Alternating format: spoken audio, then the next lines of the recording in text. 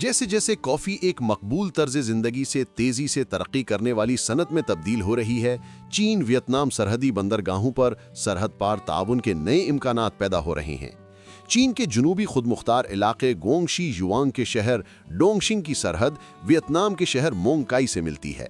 यहाँ वियतनामी तर्ज के कैफ़े मकबूलियत इख्तियार कर गए हैं, जो दोनों सकाफतों को यकजा करते हुए एक दिलकश माहौल पेश करते हैं। मीरा कैफे चाइना वियतनाम सरहद पर वाक़ है और अपने शानदार महल वकू की वजह से वाकई मशहूर है। बाईं जानिब चीनी सरहदी पुल नजर आता है, जबकि दाईं तरफ वियतनामी मनाजिर से लुत्फ उठाया जा सकता है।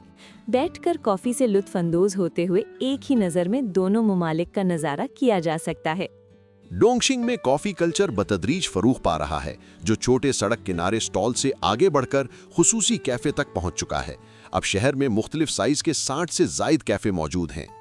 इधर चीन के जुनूब मगरबी सूबे यूनान में वियतनामी सूबे लाओकाई से मुत्तसिल शहर हेकू वियतनामी कॉफ़ी की प्रोसेसिंग और पैदावार का अहम मरकज़ बन चुका है। जून 2025 में हेकू में पहली बड़ी कॉफ़ी प्रोसेसिंग लाइन कायम की गई।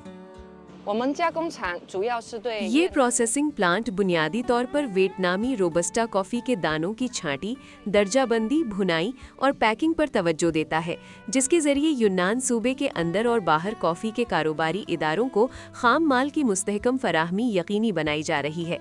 तवक्को है कि पहले साल इस मंसूबे की पैदावार 20,000 टन तक पहुँच जाएगी।